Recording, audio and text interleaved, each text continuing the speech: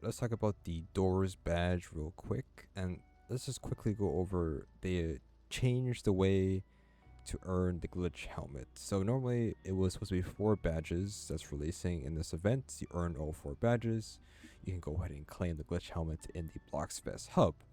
Today they released a new badge in the Bloxfest Hub. It's a bit of a driving mini game, doing the racing and doing some challenges. Finish all the challenges, you get a badge.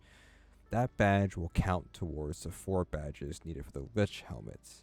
So what that means is that you can skip one of the 4 badges for the glitch helmets. You can either skip right now, either fish, 99 nights, or doors, or the 4th game when that comes out, right? So I probably see a lot of people are going to be skipping this one in particular because it's pretty hard if you don't play doors. But I'll try my best to show and talk about the run that I did. I did mine solo. So let's go ahead and explain what you need to do and what are the rules. So you actually go to your achievements. You actually click on double feature, which is the events tab right here. You'll see that you have to go ahead and beat the escape hotel and escape mines. It doesn't have to be in the same run. So for example, if you beat hotel, you'll get a check mark. You should see it at the end of hotel, check mark. Okay. If you were to go to either outdoors or you go to the mines after, you will keep all your items and your gold. But if you were to die in the mines while doing that, you don't have to redo hotel. You can just go straight to the mines, or you go straight to outdoors to the mines. Either or. It's not forcing you to just go for always refreshing the start. It's you can even start with mines if you want to. You don't have to do hotel first. You can do mines first if you want to. There's no order. You do both of them at least once, not in a continuous run. You can do a continuous run, which is obviously recommended, but you can still die and it will save your progress. Now, the other step of that is that you'll see you have outdoors detour count. So what that means is that if you do want to do a hotel run, right, and you want to beat hotel, when you get to door 89, you pick up the shears, and then in door 90, you can break the door open, have a skeleton key, and open the skeleton key door, and then that will give you the completion for hotel. You will complete hotel if you head over to outdoors or door 100, either or. But you would want, in my opinion, outdoors is the better play. Now, there is that. Now, there's also no modifiers, no revives. You cannot revive. You cannot revive other people. I don't know. I think that's for everybody. I'm pretty sure. No lotuses, no saving, no save files, and nobody could use rift. So if anybody's a rift in your run, it will not count. I think that counts for everybody. I'm pretty sure. So that's why you gotta make sure you read the rules here and all that good stuff. So what's great is that when you click host game, they've made outdoors free. So if you do beat hotel and you go to outdoors, you do outdoors. If you die in outdoors or you die in the mines, the outdoors is free to play this week or this time, limited time basically. So you can use that stuff. For the reason why we do outdoors is because if you were to join in through the mines, you would have to go through door 100 to door 200. You have a seek at 25ish, and then at about 40ish or around there, 30ish, 35 maybe. You do the seek one that was pretty difficult to do, and then you have to do the grumble maze, which is annoying to do, right? And then that's it. And you do the rest to get to 200. If you do the outdoors doesn't have that much killing entities other than surge and monuments, pretty much. And you can, as long as you know the path for everything. The boss fight's super easy, which we'll show in a bit. Once you beat outdoors, you spawn into the shop, which is 155. So all you need to do is you now have 155 to 200, which is very easy to do. As long as you buy the right items, you farm in outdoors, the coins and stuff, you should be able to afford crucifix. So let's show you guys the run of what I did here.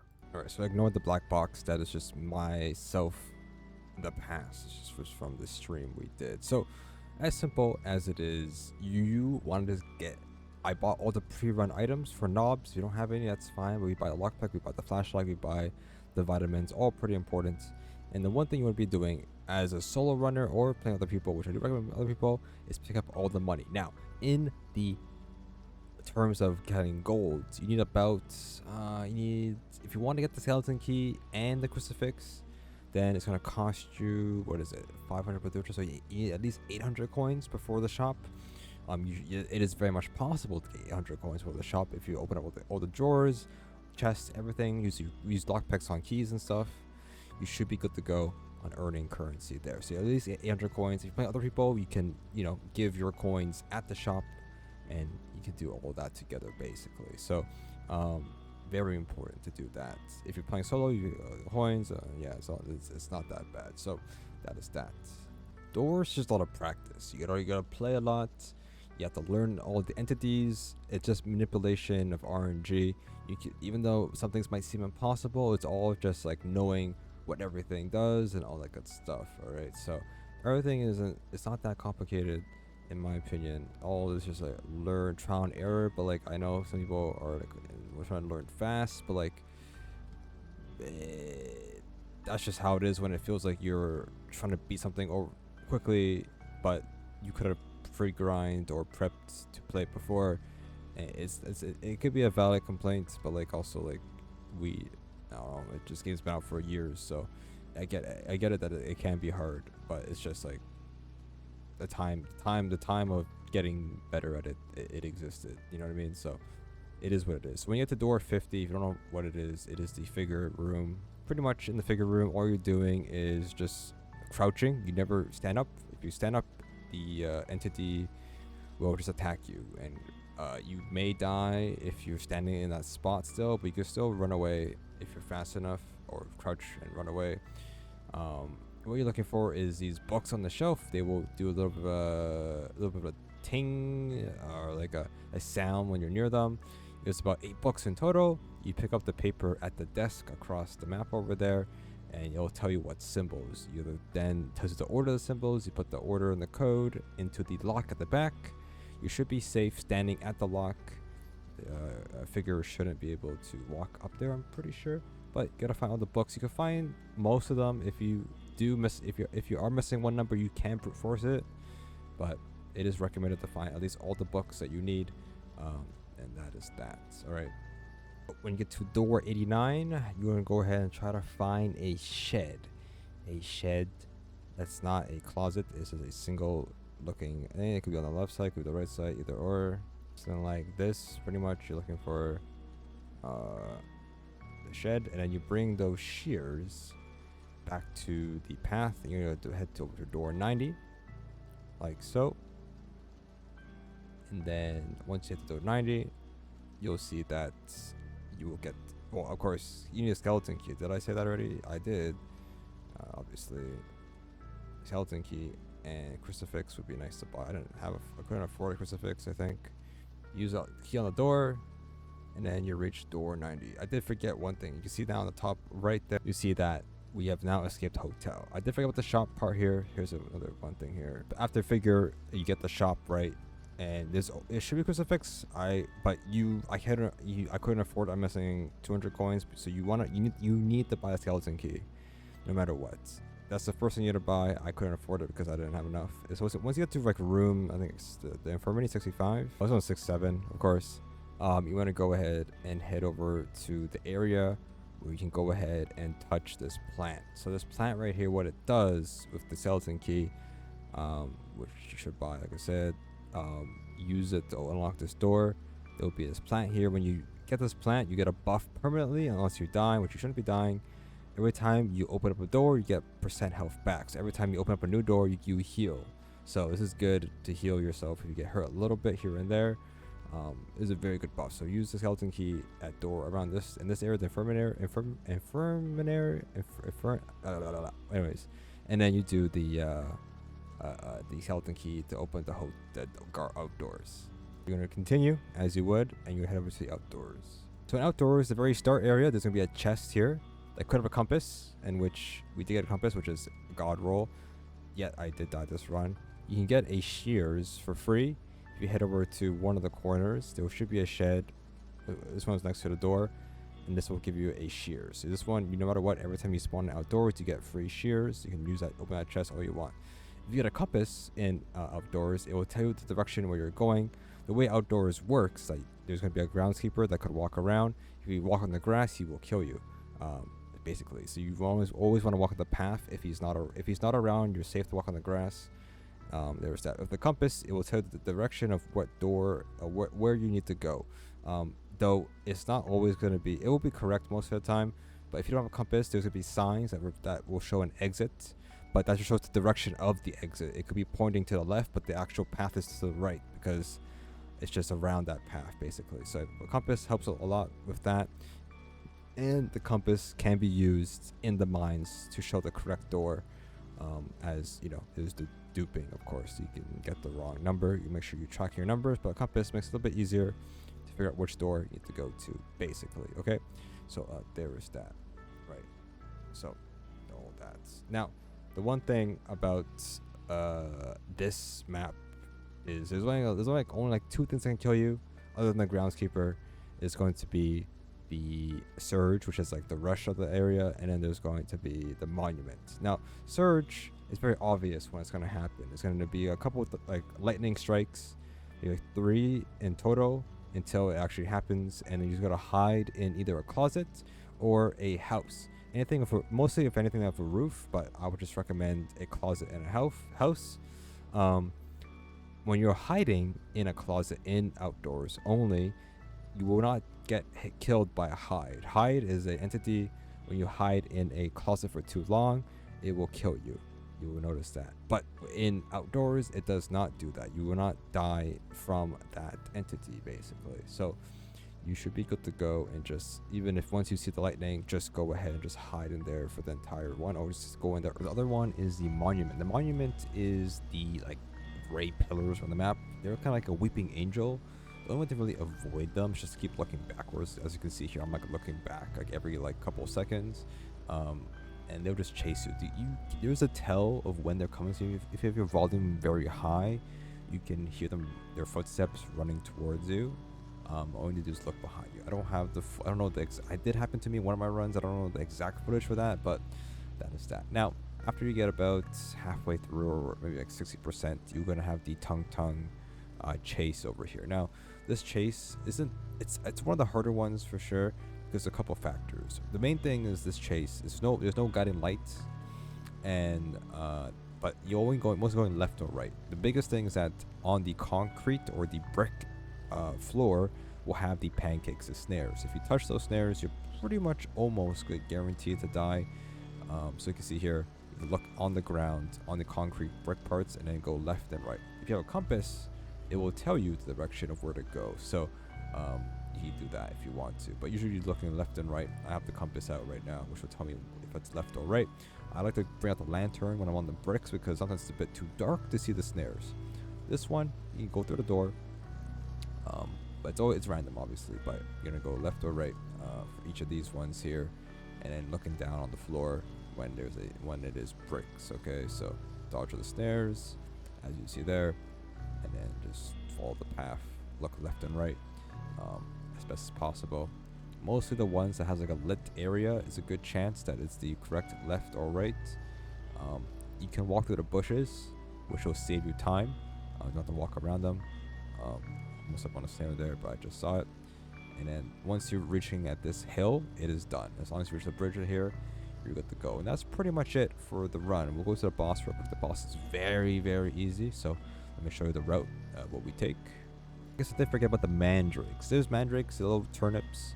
Either go ahead and just pick them up when they come at you and put them where the vine is leaded. So you see the vine on the ground, and try to. There is a thing where if the groundskeeper is in the same room as you, and if you hold it, the groundskeeper will go ahead and kill the mandrake for you, basically. So all you do is just gotta go to the point of where it is popped out of.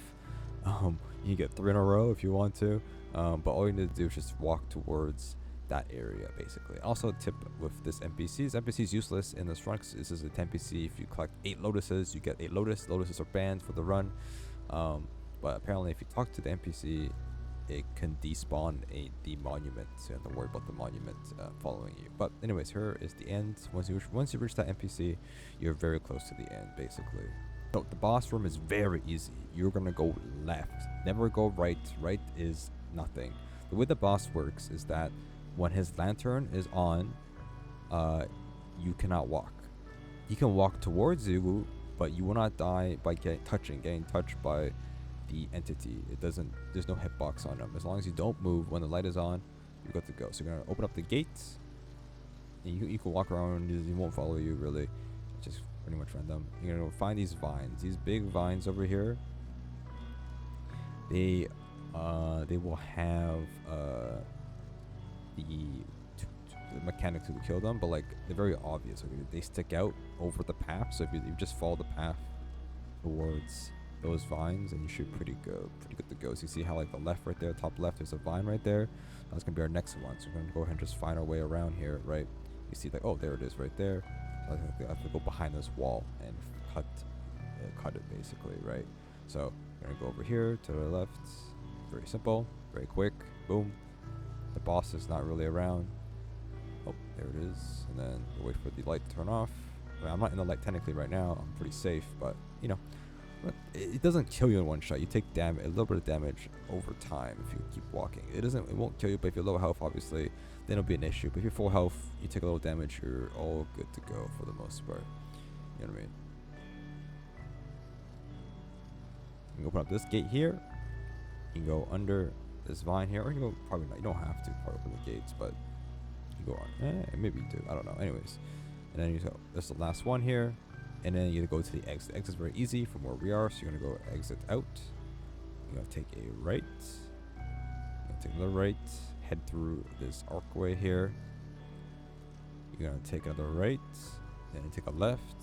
And then that's it. That is the end. That takes about 3 minutes, maybe. Super easy. You know, one of the easiest bosses. I think the last 201 is pretty easy too. So now this will directly go to the mines. You'll be spawning in the shop directly at 155 or 154. Now, there should be a rat somewhere, Louis. You can trade your stuff, but you want to go ahead and buy the crucifix if you don't have one already. And then I bought a flashlight because I have the money for that. And then I bought the bandages, which is obviously pretty important to have. If you can trade of Louis, which is the hole right there to the left, just drop the item. I just didn't do that for this run, so I just forgot where it was. Anyways, so with this, the difference between here and mines is that in order to see rush, which is rush will spawn when like you hear a train or the mines will shake and like some dust or particles will fall off. That is when rush is gonna be coming pretty fast. And what do you call it? But it's not always be true. Sometimes it might shake, right? But also, what do you call it? If the room doesn't have any lockers, then it's not gonna happen for the most part. Now, I do have a compass because this mines, it's always dupes will be very, very common. They will happen super often because there's so many doors in the mines. Oh, and giggles as well. Well, giggles is a bit annoying. Yes, it takes about like 33% of your health. And it does suck when you get hit by giggles. You have to listen to the giggle and you look up in the sky or in the roof to find it. If you have a flashlight, you flash it. You can stun it for like 15 seconds and you're good to go. But I totally messed up a lot, obviously. So here's another shake right here. This is gonna be a rush again. You do not. The hide mechanic is very quick in the mine, so you don't want to sit in it too long. You want to actually time it correctly, so that you just don't spend too much time in lockers. It was nerfed for this event, so you don't have to worry about that too much in a sense, right? So with these generators here, you have to find the fuses. Now around the map, you can use lockpicks to speed it up, I would say. But I would save that for the figure room to skip that one because that one's pretty annoying and it's a good way to die based off, you know, unlucky what do you call it? AI with the figure basically. So the reason why we don't use our flashlight a lot because there is these gloom bats, I think gloom bugs. When you use a flashlight, you will attract those bugs and they will do damage to you. So you have to not use your flashlight too often when you actually see those bugs for the most part. And then we have the gas room here. The gas room, if you stay in here for too long, you will die. You have to kind of get out of here as quick as possible. Do not use a lighter. Do not use a lantern. It will kill you instantly, as it will blow up the room basically. right? So just be careful with those rooms. But if you see bugs, don't use your flashlight. They will do damage to you, right? And you can see that in this run, I've not been using my compass. I've just been counting, which you could be counting as well, if you don't have a compass. So there's a little practice there, that's for sure. All right, but you'll see it later in the run. I'll be using a compass because I just forgot that I had it. So pretty much, there's that, I guess. But the rush room here, very easy to spot. Of course, it gets a bit hectic, when things are happening. But the reason we have the crucifix is when we have ambush. When ambush spawns in, there's a guaranteed ambush in the mines. So you can't, the difference between ambush that works in the mines is that usually to beat ambush in a hotel, you just go into the locker or closet and then just keep exiting and re-entering. But in the mines, you can't re-enter the same locker. So you have to find at least 2 lockers and rotate between both of them to dodge ambush. So giggles, that's how giggles on my screen there. I died to giggles in this run, which is unfortunate. But I just forgot he even existed half the time, so it's just my fault.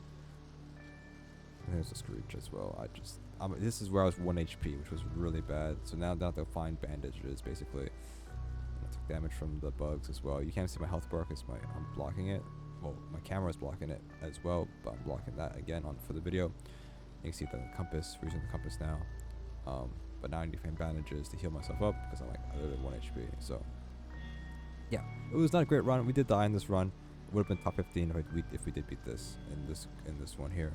Unfortunately, I just took too much damage before. But this is the Seek run. So this one's very easy to do. Probably one of the easiest. Well, not easy. It might seem a bit scary when doing it, but out of all the Seek runs, or for the difficulty in terms of where we are in the mines and how far in the mines, this one's the easiest one in the mines compared to the first one, basically. So, compass works for this one too,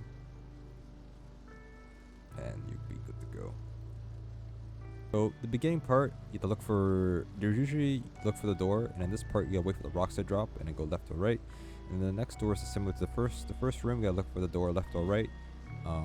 But there's no trail to them. You just see the blue door, and then at this point you're gonna go forward and then go ahead and spam E or to break these doors. You're gonna sound like 3 times, and then you're gonna follow the guiding lights to go right or left or just straight, basically. So you spam E, and then you should be good to go. You can use your vitamins if you think you're fine. It's a bit of a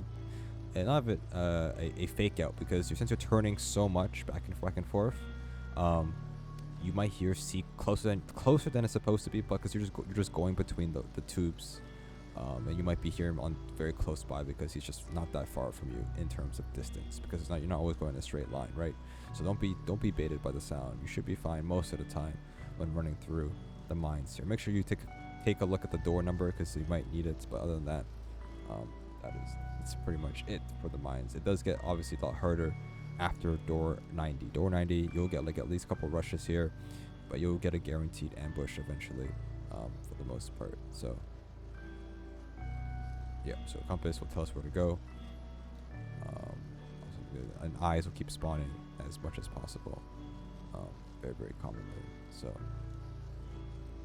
there is that.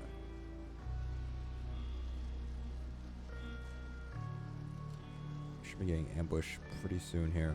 Yeah, that time I actually got giggles. I actually saw giggles, but not the one I died to. So here should be ambush. You should know the sound for ambush is a giant scream before it comes out. It still rumbles, but this will make things a lot easier. Even though ambush isn't that hard to dodge, but it is just nice to have, to just use it. You know what I mean? So it's just safe to do it. But if you think the best way to really do it is to do lockers, with the crucifix out. So if you do mess up the rotation of doing it, then you have a guaranteed safeguard. But if you want to keep it for anything else, which I should have kept it at this point, then you probably should have. You could do that method instead of just doing that. What do you call it? This is where I died, but I thought that was a real rush, but it wasn't a real rush, and I don't know, my flashlight was still out, and I just took too much damage. But anyways, that's the run. And then we have one of the easiest boss fights in the game. We have the door 200 boss fight. You have to go ahead and shut down the valves. Now you can jump in this one. You can't really run. You can just jump, So you're trying to get used to jumping in this game. It's a bit wonky sometimes. The black sludge will not kill you. It won't insta kill you. You will take damage over time. So all you're doing is just going through these valves. It's gonna be 2 on the first phase, 3 on second phase, and 4 on the last phase. The boss will start doing different things over time. Like for this one, for phase 2, a hand will come out with a red light. Just don't stand in the red light. If you don't stand on the red light, you should be good to go. Now with these pipes over here, you can jump on these, but you gotta wait for the waves to go up. So if you like this pipe over here, you have to wait for the waves to go up, or you won't make the jump. See, I'm waiting there.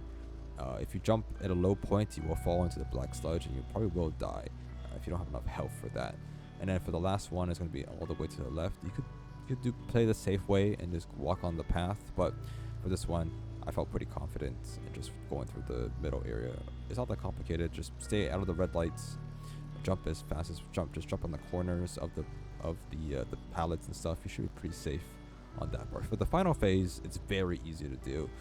Even though there's the insta kill range attacks, you can dodge that completely if you use the ladder. So there's ladders. There's 3 ladders. You could go down for 3 of the valves. One of the valves is not in a ladder, but you should be. It's a very short route to get to it. So you just want to go ahead and just go up the ladders again and again and again. And this should be the safest route to beat this, basically.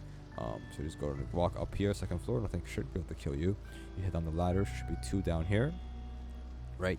You're gonna go ahead and pull the valve down here, and then pull the valve over here, and then you're gonna head back up the stairs if you can. Get out the red lights, and then you should be good to go. You go all the way to the corner over here. There should be another ladder, right? Head down the ladder, and then you're going to go ahead and pull the third valve here. I don't think it's down the ladder. I just want to be sure because it's very important I don't die here, right? And you could just jump across if you want to. If you feel confident in doing that, you could. But to be very safe, you can just walk all the way back to the first ladder you went down to and take the shortest route possible to the final valve in the corner over there, basically. So this is pretty much the final part of the video here. So you're going to have down the ladder, final ladder, and then you just jump across. I have vitamins, so I use the vitamins to just get a little bit of speed. I went through the middle area here, kind of bait out the first attack, and then just make it as best as possible. Some damage, but it's fine. And then there you go. That's it. That is it. Once you pull that, you're done. You want to go ahead and head to the generator in the middle, and then you're going to go ahead and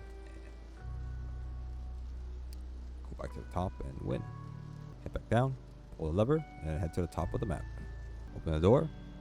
Get to a castle, and then that's it. Wait for the badge to give it to you, and that is all.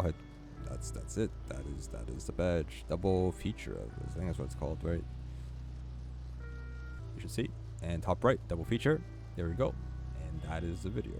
And I think that's pretty much it in terms of beating it. I know it's difficult. Like I said, you can skip the badge if you want to, but that's the best I could really give tips for. So if you want to do it, you could do it like that. Hotel, outdoors, and then that, and then you can just re-queue outdoors if you die. But other than that, enjoy.